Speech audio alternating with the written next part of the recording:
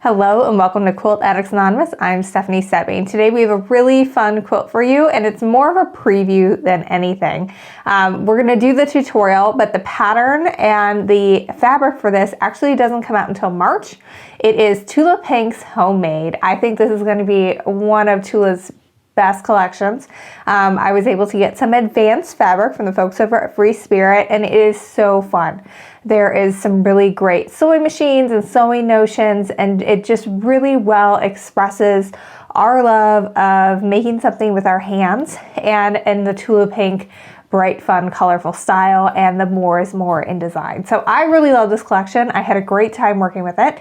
And so the pattern that I designed to go with the fabric, it uses an entire fat quarter bundle and then some of the Tula Pink solids for the background. And it is called Cross Your Heart because it looks a little bit like cross stitch when it's all together. And so it's a pretty decent sized quilt, but it isn't that hard to put together because a lot of it is negative space. So if you really like quilting, or you've got a quilter who you just want to turn loose like we did in this one, it is a really fun one to just have some fun and really celebrate all that handmade goodness that we enjoy so much every day. So here's the details of the quilt.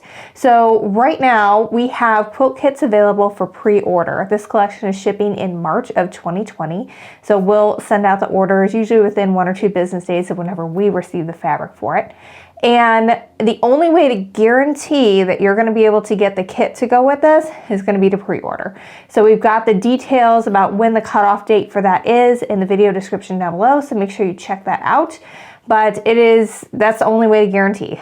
Usually with Tula pre-cuts, they are sold out and you cannot get more once you put in your initial order. So we're going to order to fill plus a few extra, but if you really feel like you want this quilt, pre-order it now and then you'll be able to get it.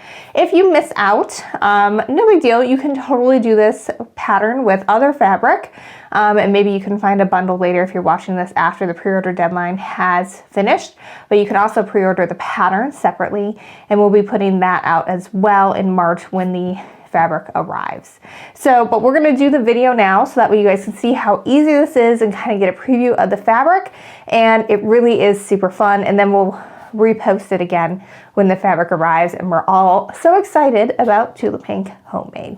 All right, so I've already fussy cut out this machine. This is going to be the center of my block. I'm doing a combination of this and then also the rotary cutter print that I'm using for my centers.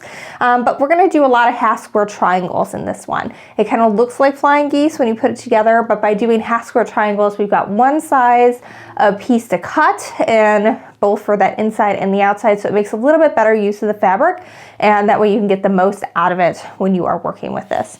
So the first thing I did is I drew a line from point to point on the wrong side of my solid piece of fabric. And if you're watching this at home, I basically have organized my block by colorway. So Tula came out with 3 different colorways and they coordinate with their solids.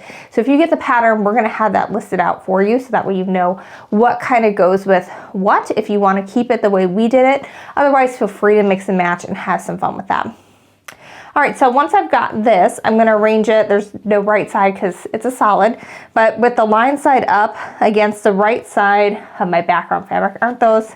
They're scissors with a little eye in them. Aren't they fun? Very fun. So I'm going to line that up perfectly with my corners matching right here. I'm not going to pin this because I've probably done thousands, maybe hundreds of thousands of half square triangles. But if you did want to pin, you would pin across the top and across the bottom. You don't want to pin out here because it's important to keep these points in line. And if you're pinned out here, then you could shift a little bit as you're sewing, and then your points will be in line and your squares won't turn out the right size. So it's important to just pin across the seam as you're going. All right, so what I'm going to do next is I'm going to sew a scant 1/4 inch seam down both sides of this line. So I'm going to sew down that side and down this side. And you can chain piece these to make it a lot faster. I recommend that you do that. It will make your life a lot easier. I kind of did them by colorway. That way I felt like I was making some good progress there. And essentially you're just going to set your machine up for the scant 1/4 inch seam, which is just a regular 1/4 inch seam with the needle, 1 needle width to the right. It's very simple to do on your sewing machine. And then you're going to line the edge of your presser foot up with this line as though it were the edge of your fabric. All right, so let's start sewing. All right, so I've got everything lined up so that this line is right even with the edge of my presser foot. I'm just gonna go ahead and sew that scant quarter and seam.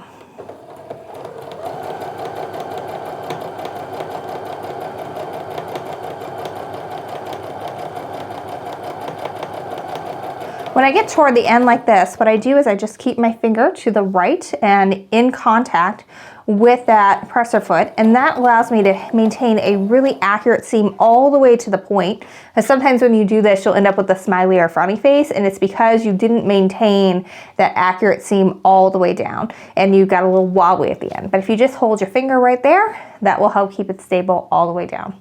All right, so if I were chain piecing these, which is what I did when I was making the quilt, I would just lift it up here, slide the next one in, and sew along. But for the case of the video, what I'm just gonna do is pull my thread out a little bit, and I'm just going to sew down now the other side of that drawn line.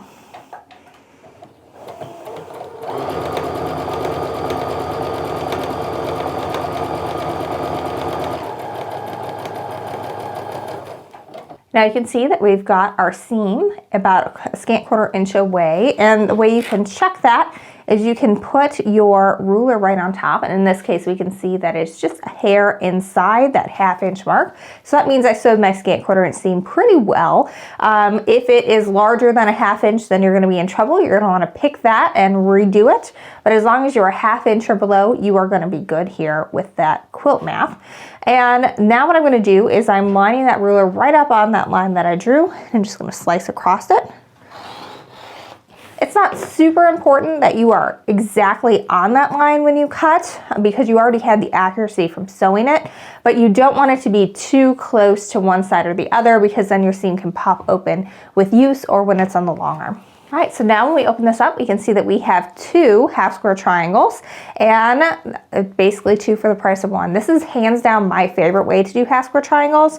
1, because I feel like I'm getting more accomplished, and 2, because this bias can stretch on you a little bit when you are sewing. And by sewing it while it is still attached to the other half of the square, you're gonna get less of that stretching. And so your half square triangles are much more likely to turn out the size you want them to be and have all your points going straight to those corners. I always like to press my seams open. To do that, what I do is I just open that up with my fingertip, and then I put the nose of the iron straight down the center of that seam, and I press it open with my 3 to 4 fingers ahead of that iron. Just make sure you don't burn yourself, don't move too fast. I just go straight down that. And you want to have a nice straight line like this. If you see any wiggles or bumps, that means that you pressed a pleat in and your triangle is not going to turn out the right size. So once I've got it done from one side, I usually like to just go at it from the other side as well. It helps it lay nice and flat. And the more I got into actually quilting my own quilts, the more I transferred to pressing my seams open like this. I do reduce my stitch length to 2.0 when I'm doing that so that it's just a little bit smaller stitch, but it lays so flat when it puts together. You don't have those big lumps and bumps when you have all your points coming together, so it makes it easier to do that. And then you are really not limited at all in terms of your quilting choices because you can get right into those points if you want to and really have some fun. All right, so we gotta trim this down and then we're ready to put our block together. So when you're trimming a half square triangle, there's a couple of places that you need to pay attention to make sure that you have all your points in the right spot. The biggest one is the 45-degree line on your ruler needs to be exactly on that seam line. If it is off like this, then your point isn't going to go to the corner of your block and you will never be able to get it to do that. So that is the very first thing that I always line up whenever I am getting ready to trim a half square triangle. From there, I just make sure that I've got a little bit of fabric hanging off my top and my right side. I'm right-handed. If you were a lefty, it would be your left and your top side. And then pass the measurement that I need to trim to as well, so that way I've got something to trim down. Once I'm happy with where everything is, I just lay my hand down on top of it, and I'm just gonna real quick slice off. And just a quick note, whenever I do my math for these, you only have to add 7/8 of an inch to your finished size in order to get what you need. I always add a full inch because that gives you some wiggle room. I'd rather have a little bit more to trim off than not have enough and have too small of a triangle. All right, so once you flip that, you're gonna do a 180-degree flip. So now your cut side is on the left and on the bottom.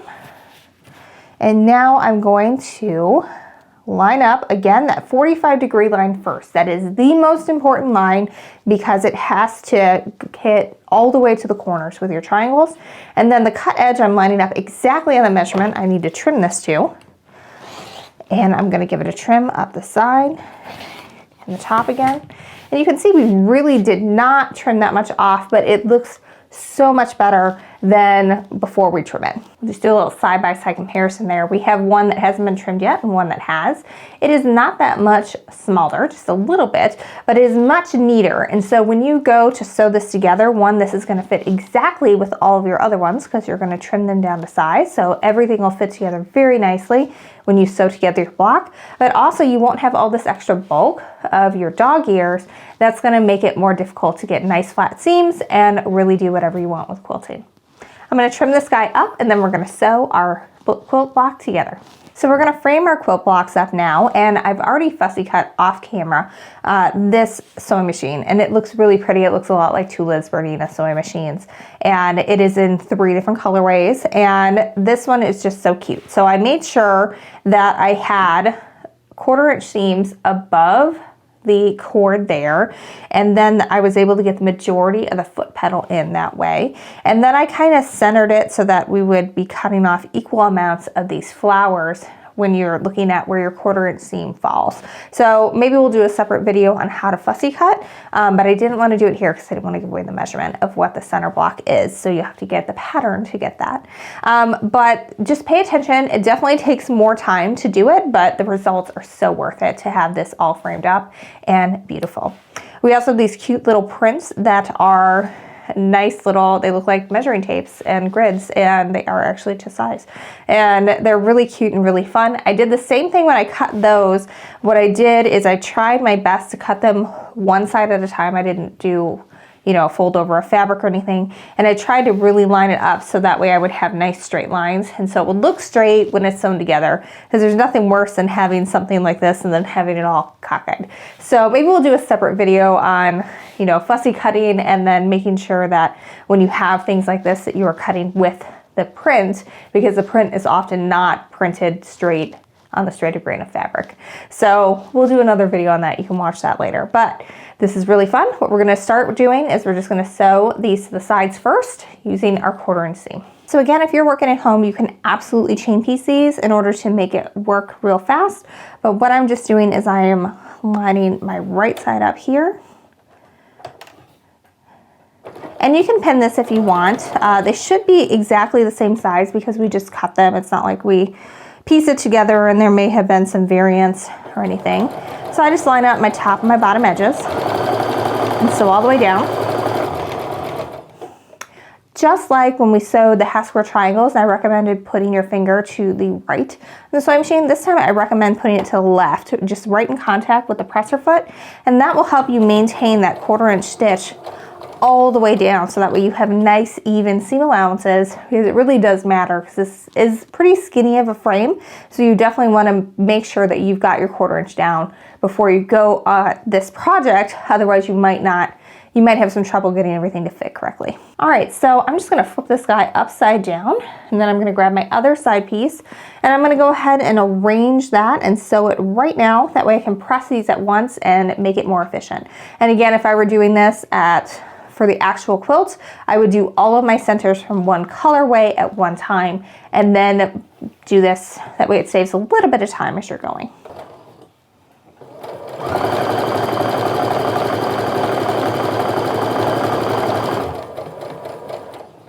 I'm going to press these seams open as well. And again, I find that when you press it to one side, just the height of that fabric and the width of the thread, even if you use really thin thread, will reduce your size just a little bit. And so I want to really make sure that everything stays the exact size it should be. And pressing my seams open really helps out with that.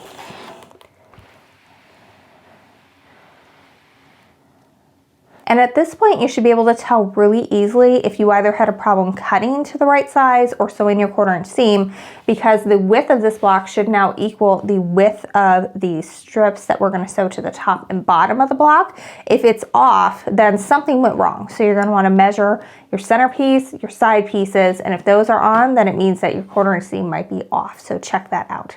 All right, so I'm just going to sew to the top and the bottom, then we're ready to put the outside of our block together.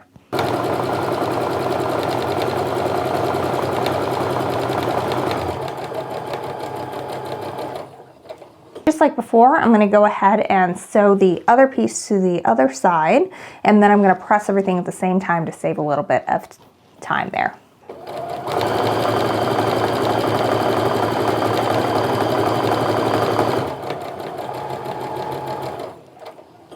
Just like before, I'm going to go ahead and press these seams open. The one difference is instead of just dragging the iron straight across is I'm lifting and pressing, because I don't want to accidentally press any of the other seams that we already had pressed open the wrong way.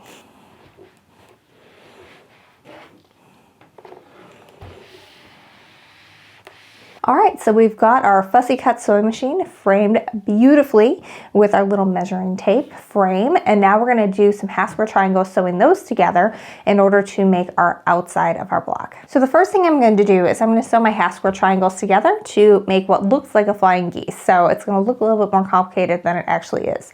And I think it's a little bit easier because, you know, flying geese get a little wonky sometimes when you're working on them. All right, so what I'm going to do is I'm going to lay these guys right sides together. And then what I do is I kind of look from the top and arrange those guys so that way my seams are right on top of each other. And you can really see this very easily when they're pressed open, as we've got green going to one side and that nice little orchid color going to the other. And then I put a pin in on whatever the bottom of my seam allowance is. So when I sew this, I'm going to sew down this side of the seam allowance, so I can sew until my needle is fully down inside this seam allowance. Then I can pull my pin, and that will hold those fabrics together really well and end up with a very nice join that looks a little bit like that. You can get these all pinned up ahead of time, and so you're just ready to go and feed them through, or you can just pin them as you go. Whatever works best for you is totally fine. But again, I did these all as one colorway at a time, and I paired up 2 of the same fabrics together so that way we kind of had that flying geese look to it. Now, if you have a presser foot that has one of those little guide things on the side, I recommend that you take that off and use one that doesn't have it for this step. I think it really works a lot better because here's why. I've got my needle down in that purple side of that seam allowance, and I still have my pin in here, and that holds everything together and makes sure that we have those fabulous joins like we have right at the top one, and then I can remove my pin. If I had a foot that had a guide on it, those are great for some things, but not for stuff like this, because then it gets in the way of your pin and you're not able to get as accurate a piecing when you're putting all those points together. I'm gonna go ahead and put my finger to the left again to maintain that 1/4 inch seam all the way down. Then I'm gonna go ahead and repeat, and I just kind of like to pin as I go. I feel like it's just as fast for me, but you can do it however you want.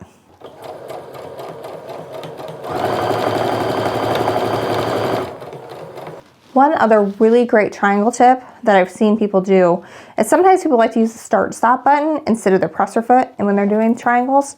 And I understand that that's convenient, but you are not able to control the speed of your machine when you do that. So when you're getting to things like teeny tiny little points where you might want to slow down a little bit, you can't do that. So I would recommend using your presser foot and not your start stop button whenever you're doing triangles. This here, I want to slow down, stop with my needle down, and then guide my finger to keep that 1/4 inch seam perfect all the way through. And you just can't do that with that start stop button. So just like before, I'm gonna go ahead and take my fingers and open up that seam first. You might wanna finger press open that point because that's gonna be, take a little extra TLC. It's not hard, you just need to take a little extra time with it. And then this time I really lift and press because I do not want to flip any of those seams going the wrong direction, and it is easy to do because the shape of your iron is also the shape of that seam. All right, so once I'm good with that, I'm going to go ahead and flip it right sides together. We've got a great join here because we took the time to pin, and I'm going to go ahead and go actually across this way so I can hit all those seams and get them good and flat. All right, now that is super flat. There's no bump or lump or anything. And so it's gonna make for really great piecing when we put this block together. I'm gonna go ahead and do the rest of mine, then we're ready to go. All right, so I've got my block all laid out, and you can really have a lot of fun mixing and matching these prints, either throughout the entire fat quarter bundle, or in this case, I'm sticking to a colorway because they all kind of play nice together. And it just is really fun. And my next block will look different than this because we'll have the fabrics in different combinations, and that'll be fun. All right, so I'm gonna go ahead and sew this together in rows. So I'm gonna do a top row, a center row, and the side row. And I'm gonna give you some tips and tricks to make sure that we keep all those points exactly where they should be as we sew them together. So I'm gonna start with this top row. Now up here, we've got 2 triangles coming together, just like we had 2 triangles coming together there. So when I pin that, I'm gonna pin it the exact same way as I did before, where I'm just gonna flip these guys right sides together. I'm gonna line them up just like I did before, and I'm gonna put my pin in again on the bottom half of that seam allowance, which for this one happens to be right at the top of the block. So I'm gonna go ahead, when I sew this, I'm gonna sew a couple of stitches in, stop with my needle down, pull the pin, and then keep on going. Now for this one here, I'm just gonna flip this guy right sides together. Now, if you wanted, you certainly could pin this at the top and the bottom, and then also in the middle.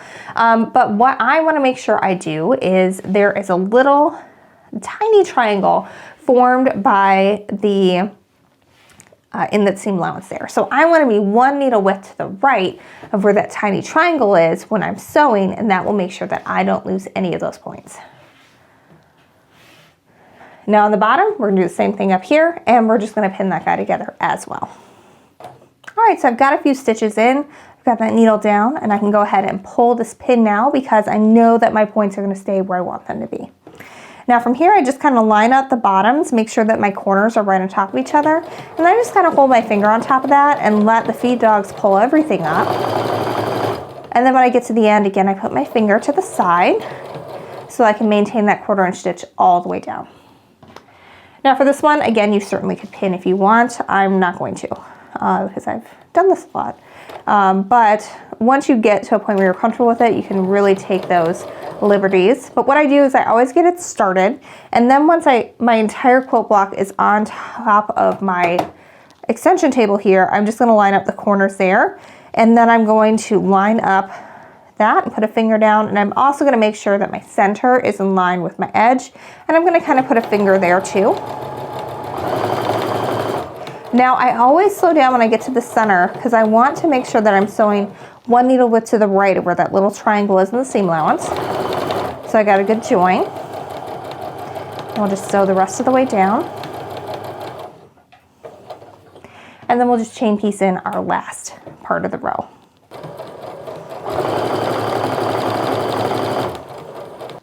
Now, I am a huge proponent of laying everything back out in place to make sure that everything looks correct. It's a lot easier to fix a mistake at this step, say if you sewed one of these going the wrong direction, than it is later on.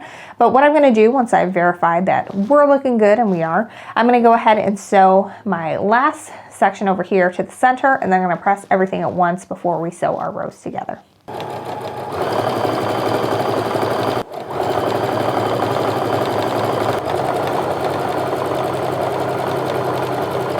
We're gonna give everything a really good press, and it really isn't any different than anything we've been doing so far. It's just gonna be a lot of lifting and pressing those seams open. Now once I've got it flat from the back side, what I like to do is just lay it out flat here and make sure we're nice and flat from the front as well. And these seams are coming together just perfectly. Those points are just matching up wonderfully, and it's because we took the time to pin and we press those seams flat. This seam here can be a tad bit tricky, so make sure you really press that down with your fingertip first, just to get it nice and flat. Maybe spend a little extra time with it on your iron.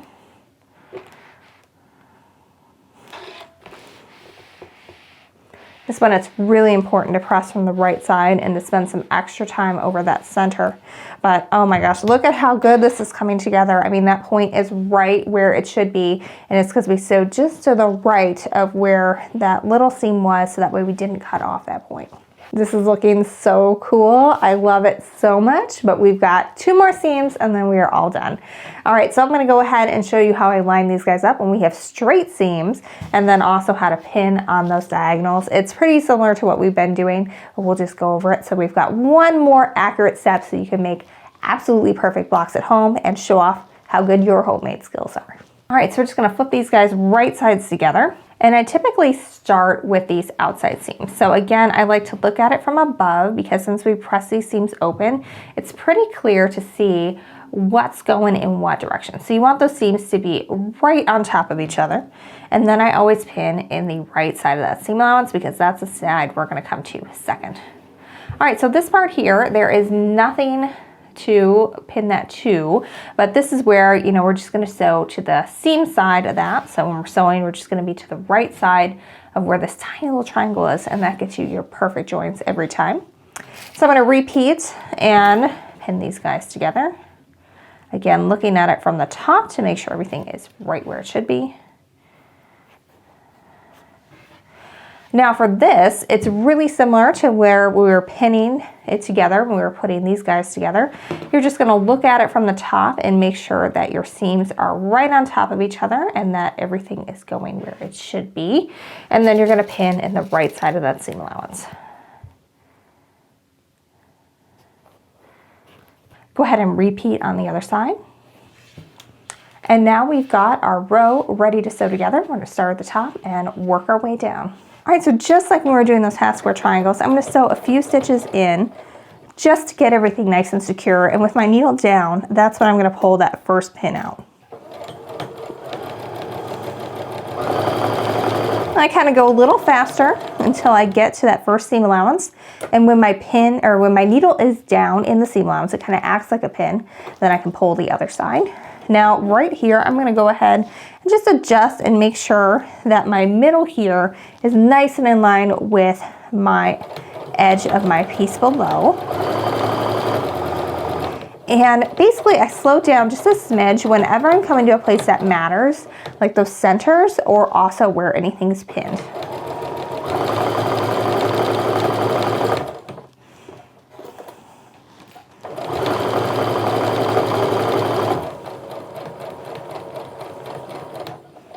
All right, stop with that needle down, put my finger to the side so we can maintain that nice quarter-inch seam all the way down. Now I'm gonna wait to press everything until the end, but I'm gonna go ahead and pin my other row to my center, and then we'll press everything at the end. Just like all the seams in this quilt, we're gonna go ahead and press these open. And I'm gonna do a whole lot of lifting and pressing here because I do not wanna press any of those seams that we got perfect in the wrong direction. Now, before I press this from the right side, I'm gonna do one more thing. I like to use my little Misty sprayer. You can get this at hair salons, actually. It's meant for your hair. But what it does is you can put water or your favorite spray starch alternative in it, and it turns it into a fine mist so that way you don't get like water droplets on it. And whenever I have this many triangles in a piece, I find it's always better to give it a little mist with either just plain water like I have here or a little bit of spray starch. And it just really helps everything lay super nice and flat and maintain the shape it's supposed to. Just pay particular attention to those areas where those points are coming in. And there we have it. We have a super cute, adorable block with our fussy cut center, and we can really have some fun mixing and matching what prints are gonna go there. You can make it look really scrappy, or you can make a bunch of them all the same. It's totally up to you. You can really have a lot of fun with this. We've got a lot of different blocks, combinos in here that we put together as we were putting it together. We'll show you some photos of the finished quilts, and the quilting on it turned out phenomenally. We love it. This negative space is really a gift you can give your quilter or yourself if you're the quilter, and you can have a lot of fun there playing with that negative space. Well, I hope you have enjoyed this Cross Your Heart tutorial. And again, if you want to do this quilt, you can pre-order the pattern or you can pre-order the kit with the pattern over on our website, shop.quiltaddictsanonymous.com. The fabric and the pattern will be sent out in March of 2020 as soon as it arrives at our shop, and that pre-ordering is really the only way to guarantee that you're going to be able to get one. We'll order a little bit extra, but you know, it's if you really need this quilt in your life, you got to pre-order it. And the deadline for that is going to be in the video description down below. They actually haven't released that at the time that I'm filming, so it's being a little vague on it, but it's super cute. I really love working with this collection. It's so bright and cheery and just celebrates all things handmade, and that's what we love as quilters. And if you ever love Tula Pink, or you'd like to help support us because you enjoy our videos, a great way to do that is by getting the patterns and the supplies from us whenever you find something you want to do. And this kit is going to be exclusive to Quilt Addicts Anonymous. No one else is going to have it, so if you want it, you got to get it from us. So links to everything you need are going to be in the video description down below. And until next week, happy quilting.